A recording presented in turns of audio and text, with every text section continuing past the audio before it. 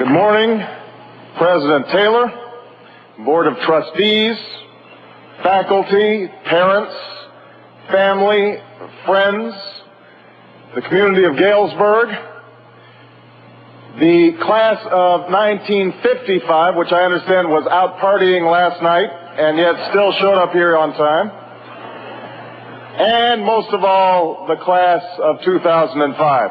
Congratulations on your graduation. And thank you. Thank you for the honor of allowing me to be a part of it.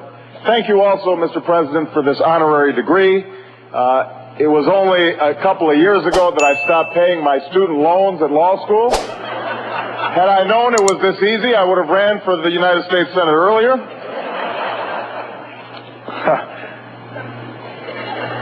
You know, it has been about 6 months now since you sent me to Washington as your United States Senator. I recognize that not all of you voted for me, so for those of you muttering under your breath, I didn't send you anywhere. That's okay too. Maybe we'll hold, what do you call it? A little pump handle after the ceremony.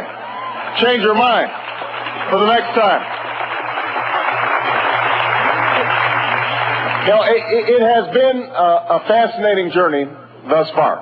Each time I walk onto the Senate floor, I'm reminded of the history, for good and for ill, that's been made there. But there have been a few surreal moments. For example, I remember the day before I was sworn in.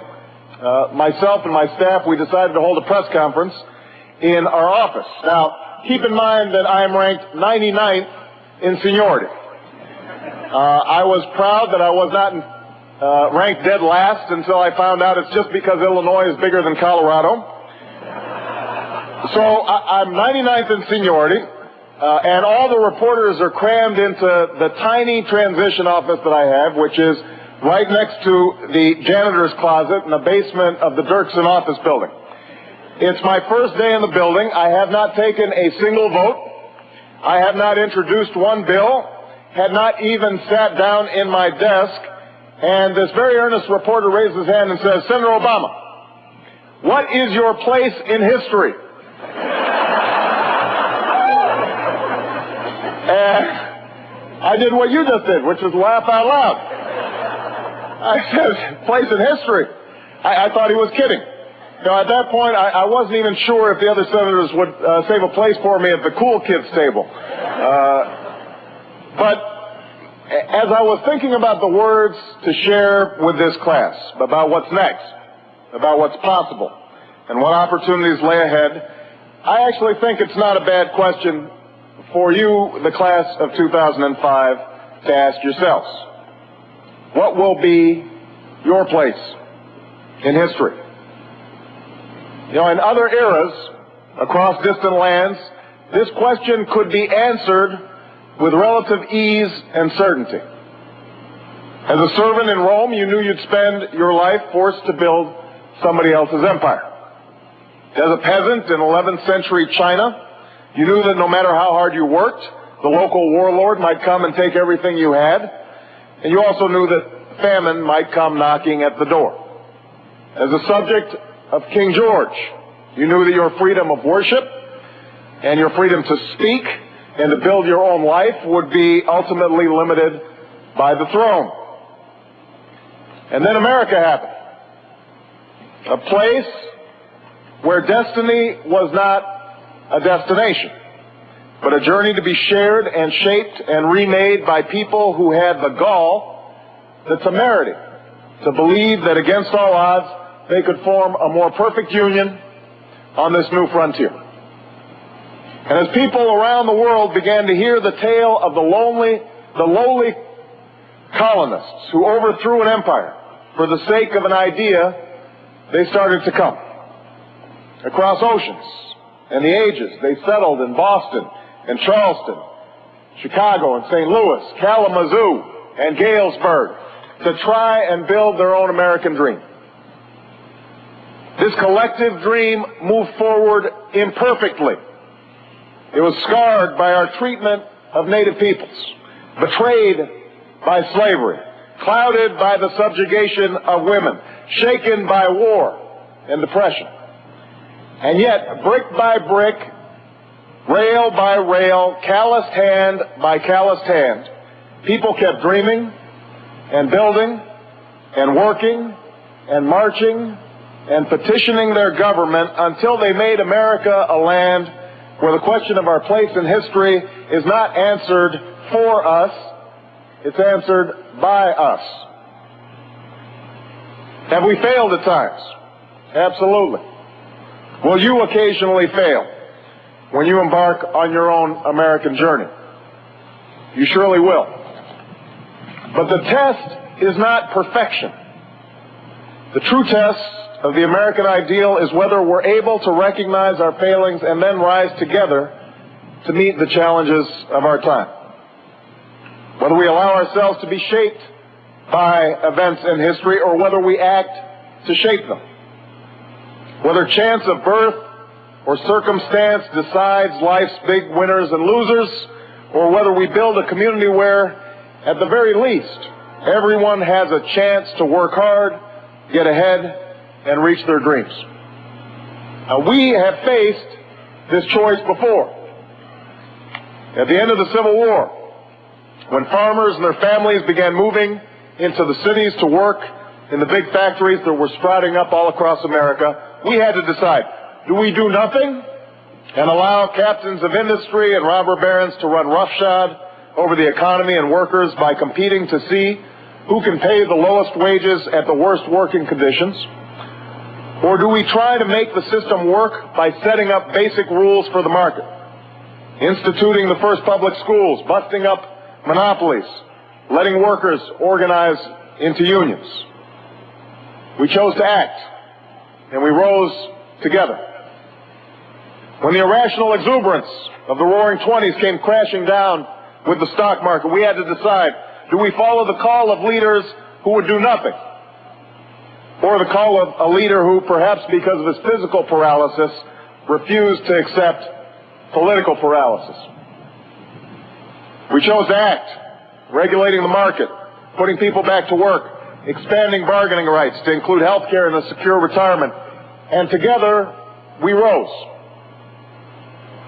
When World War II required the most massive whole front mobilization in history, and we needed every single American to lend a hand, we had to decide, do we listen to skeptics who told us it wasn't possible to produce that many tanks or planes, or did we build Roosevelt's arsenal for democracy and grow our economy even further by providing our returning heroes with a chance to go to college and own their own home?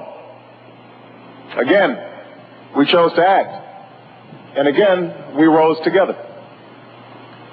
Today, at the beginning of this young century, we have to decide again.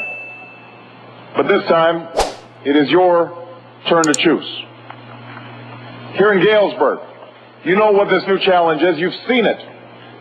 All of you, your first year in college, saw what happened at 9/11. It's already been noted the degree to which your lives will be intertwined with the war on terrorism that currently is taking place. But what you've also seen, perhaps not as spectacularly, is the fact that when you drive by the old Maytag plant around lunchtime, no one walks out anymore.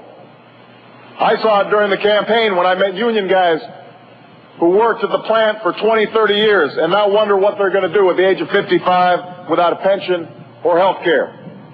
When I met the man whose son needed a new liver, but because he'd been laid off, didn't know if he could afford to provide his child the care that he needed. It's as if someone changed the rules in the middle of the game, and no one bothered to tell these folks. And in reality, the rules have changed. It started with technology and automation that rendered entire occupations obsolete. When was the last time anybody here stood in line for the bank teller instead of going to the ATM or talked to a switchboard operator? Then it continued when companies like Maytag were able to pick up and move their factories to some underdeveloped country where workers were a lot cheaper than they are in the United States. As Tom Friedman points out in his new book, The World is Flat, over the last decade or so, these forces, technology and globalization, have combined like never before.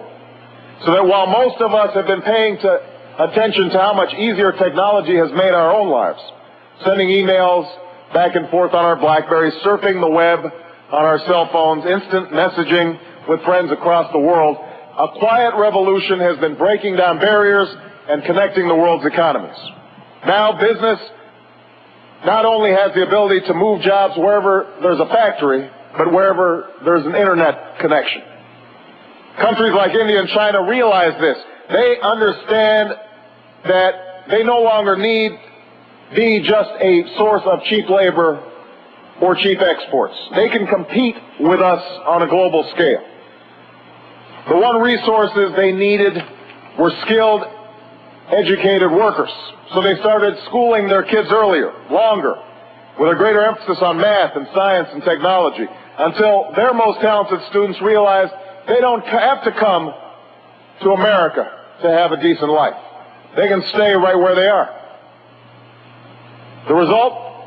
China is graduating 4 times the number of engineers that the United States is graduating.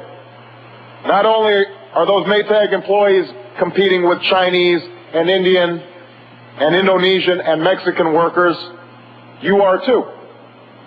Today, accounting firms are emailing your tax returns to workers in India who will figure them out and send them back to you as fast as any worker in Illinois or Indiana could.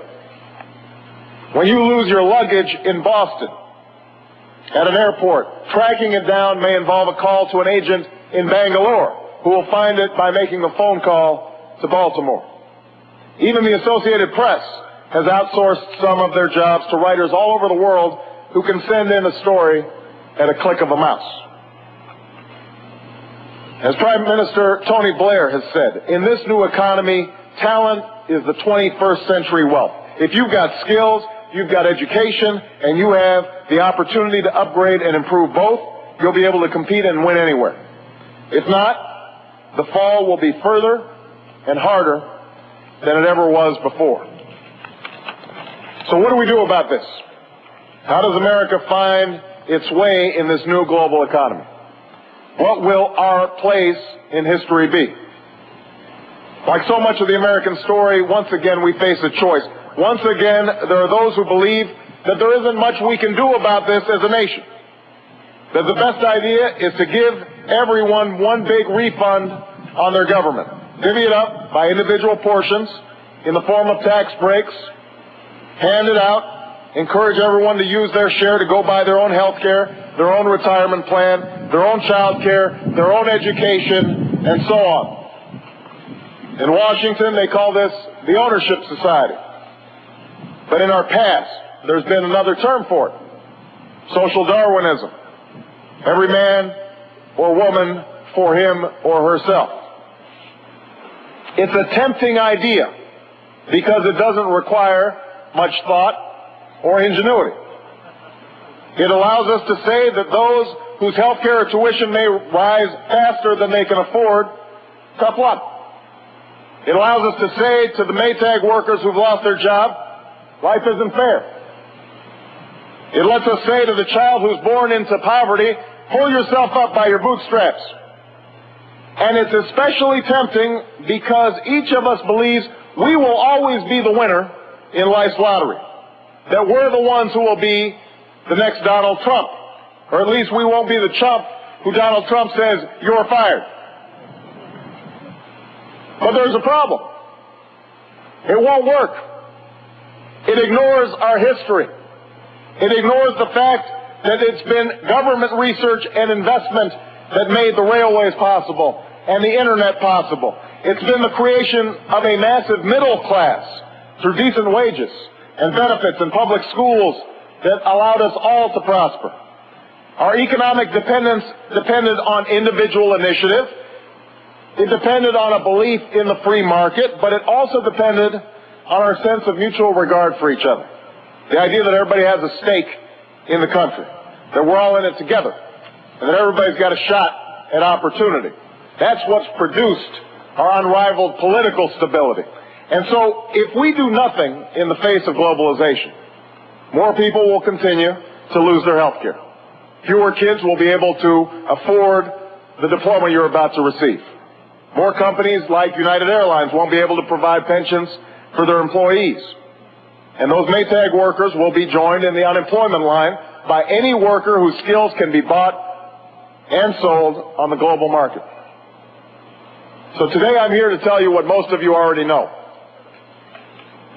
This is not us, the option that I just mentioned, doing nothing. It's not how our story ends. Not in this country. America is a land of big dreamers and big hopes. It's this hope that sustained us through revolution and civil war, depression and world war, a struggle for civil and social rights, and the brink of nuclear crisis. And it's because our dreamers dreamed that we have emerged from each challenge more united, more prosperous, and more admired than before. So let's dream. Instead of doing nothing or simply defending 20th century solutions, let's imagine together what we could do to give every American a fighting chance in the 21st century. What if we prepared every child in America with the education and skills they need to compete in a new economy? If we made sure that college was affordable for everyone who wanted to go. If we walked up to those Maytag workers and we said, your old job is not coming back, but the new job will be there because we're going to seriously retrain you, and there's lifelong education that's waiting for you, the sorts of opportunities that Knox has created with the Strong Futures Scholarship Program.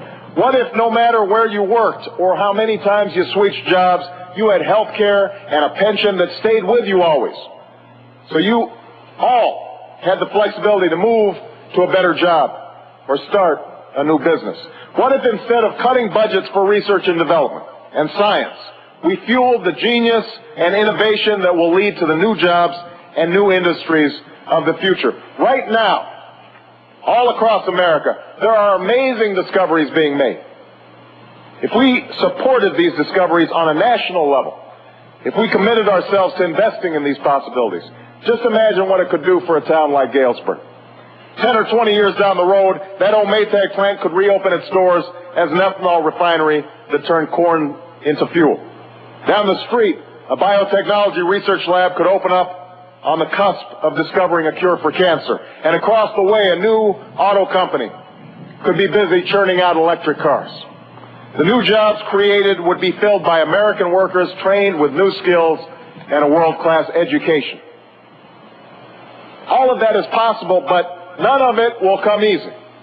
Every one of us is going to have to work more, read more, train more, think more. We'll have to slough off some bad habits, like driving gas guzzlers that weaken our economy and feed our enemies abroad. Our children will have to turn off the TV set once in a while and put away the video games and start hitting the books. We'll have to reform institutions like the public schools that were designed for an earlier time. Republicans will have to recognize our collective responsibilities, even as Democrats recognize that we have to do more than just defend old programs.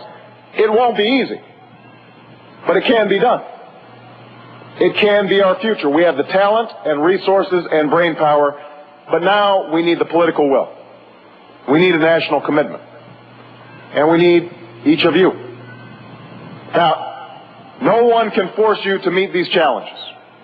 If you want, it will be pretty easy for you to leave here today and not give another thought to towns like Galesburg and the challenges they face. There's no community service requirement in the real world. No one is forcing you to care. You can take your diploma, walk off this stage, and go chasing after the big house and the nice suits and all the other things that our money culture says that you should want, that you should aspire to, that you can buy. But I hope you don't walk away from the challenge. Focusing your life solely on making a buck shows a certain poverty of ambition. It asks too little of yourself. You need to take up the challenges that we face as a nation and make them your own. Not because you have a debt to those who helped you get here. although you do have that debt. Not because you have an obligation to those who are less fortunate than you, although I think you do have that obligation. It's primarily because you have an obligation to yourself. Because individual salvation has always depended on collective salvation. Because it's only when you hitch your wagon to something larger than yourself that you realize your true potential. And I know that all of you are wondering how you'll do this. The challenges seem so big, and it seems so difficult for one person to make a difference. But we know it can be done because where you're sitting, in this very place, in this town, it happened before. Nearly 2 centuries ago, before civil rights, before voting rights, before Abraham Lincoln, before the Civil War, before all of that, America was stained by the sin of slavery. In the sweltering heat of southern plantations, men and women who looked like me could not escape the life of pain and servitude in which they were sold. And yet, year after year, as this moral cancer ate away at the American ideals of liberty and equality, the nation was silent. But its people didn't stay silent for long. One by one, abolitionists emerged to tell their fellow Americans that this would not be our place in history, that this was not the America that had captured the imagination of the world. This resistance that they met was fierce, and some paid with their lives. But they would not be deterred, and they soon spread out across the country to fight for their cause. One man from New York went west, all the way to the prairies of Illinois, to start a colony. And here in Galesburg, freedom found a home. Here in Galesburg, the main depot for the Underground Railroad in Illinois, escaped slaves could roam freely on the streets and take shelter in people's homes. And when their masters or their police would come for them, the people of this town would help them escape north, some literally carrying them in their arms to freedom. Think about the risks that involved. If you were caught abetting a fugitive, you could be jailed or lynched. It would have been simple for these townspeople to turn the other way, to go live their lives in a private peace. And yet they didn't do that. Why? Because they knew that we were all Americans, that we were all brothers and sisters. The same reason that a century later young men and women your age would take freedom rides down south to work for the civil rights movement. The same reason that black women would walk instead of ride a bus after a long day of doing somebody else's laundry and cleaning somebody else's kitchen because they were marching for freedom.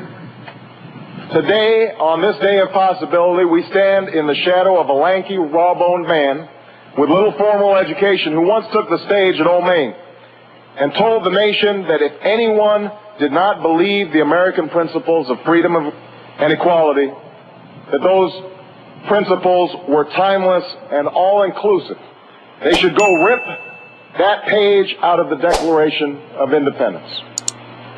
My hope for all of you is that as you leave here today, you decide to keep these principles alive in your own life and in the life of this country. You will be tested. You won't always succeed, but know that you have it within your power to try. The generations who've come before you faced these same fears and uncertainties in their own time, and that through our labor, through our collective labor and God's providence, and our willingness to shoulder each other's burdens, America will continue on its precious journey towards that distant horizon and a better day. Thank you so much, class of 2005. Congratulations.